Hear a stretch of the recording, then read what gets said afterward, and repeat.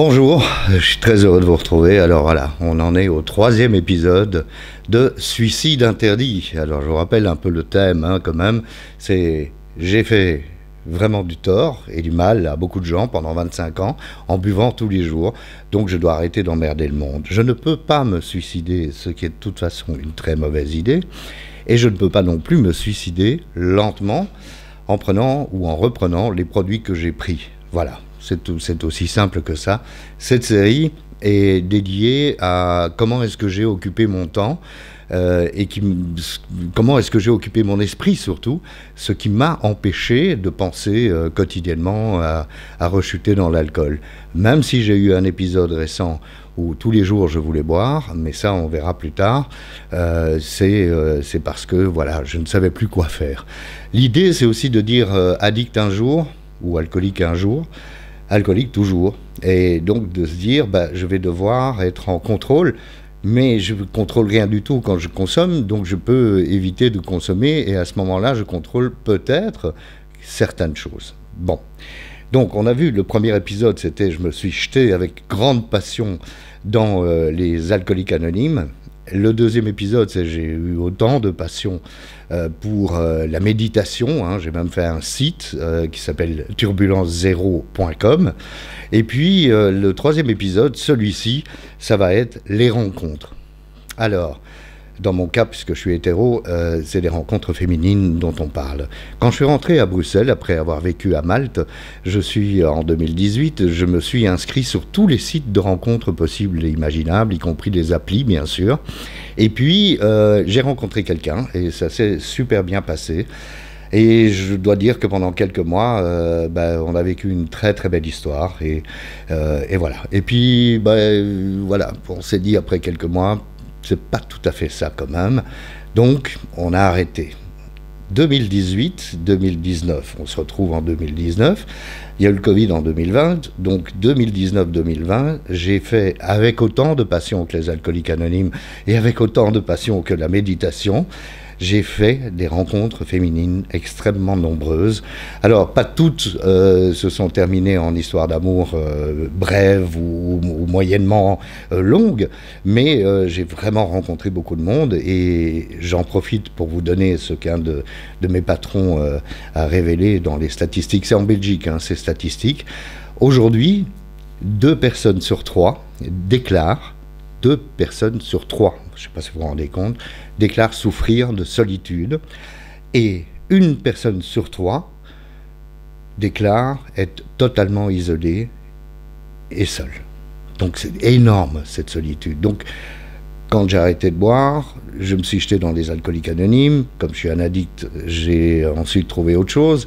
Ça a été le bouddhisme et la méditation. Et bien sûr, je rentre à Bruxelles. Donc je me dis maintenant, je dois reprendre une vie normale.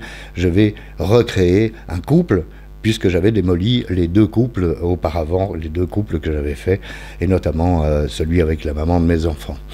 Donc j'ai commencé à multiplier les rencontres féminines, et au bout d'un moment, vous savez, on se retrouve sur ces applications, dont une est très célèbre, Tinder, on se retrouve à rencontrer les mêmes personnes. Quand on swipe, comme on dit, qu'on passe les profils les uns après les autres, on se rend compte que ce sont les mêmes personnes.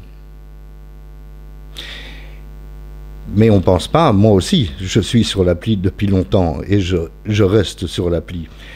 Pourquoi? Parce que pendant qu'on est sur cette appli, ça devient comme une drogue, ça devient comme une addiction. Comme on rencontre dans la vraie vie les gens qu'on a vus sur l'application, sur le site de rencontre comme Mythique ou Rendez-vous, et quand on a vu les personnes, on se dit ça fonctionne, donc je vais multiplier les rencontres. Enfin, c'est moi qui parle, donc tout le monde ne fonctionne pas comme ça, mais moi j'ai fonctionné comme ça. Je dis je vais multiplier les rencontres. C'est totalement impossible que je ne rencontre pas quelqu'un dont je vais tomber follement amoureux, juste au moment où elle tombe follement amoureuse de moi. Donc, on se retrouve pendant 1 an et demi environ. Attendez que je fasse le calcul. Non, pendant 2 ans, on se retrouve à multiplier les rencontres, mais sans déboucher sur quelque chose de sérieux. Pourquoi? Parce que les émotions humaines, on ne peut pas les traiter c'est moi qui dis ça alors que je l'ai fait pendant tant de temps, on ne peut pas les traiter comme on va acheter du pain chez le boulanger ou faire ses courses au supermarché. Et ces applications de rencontres, c'est un peu, je sais pas moi, comme un désespoir de dire j'en ai marre d'être seul, je voudrais de plus être célibataire, et donc je vais au supermarché et je choisis en fonction des photos qui me sont présentées, je choisis le produit que j'ai envie. On se rend compte au bout d'un moment quand même que c'est sordide et que, attention, j'ai pas dit que c'est pas un bon moyen de faire des rencontres, mais je dis au bout d'un moment, on se rend compte que c'est sordide d'une part, parce qu'on choisit comme on choisirait un produit dans un supermarché, et puis surtout qu'on est addict. On est addict à ce produit. Mais il y a un plus dans cette affaire, c'est que, comme la méditation, comme les alcooliques anonymes, ça a occupé mon esprit pendant 2 ans. Je n'ai pas pensé à autre chose. Mon obsession, parce que je suis obsédé, c'est comme ça. Quand je buvais, j'étais obsédé par le prochain verre. Donc ça restera comme ça toute ma vie. Eh bien, l'obsession, ça a été les rencontres féminines. Et je trouve que quelque part, ça aussi, ça m'a sauvé. Parce que j'ai pris conscience que j'étais pas le seul à souffrir, pas le seul à être seul, etc., etc. Donc voilà, ça c'était l'épisode numéro 3.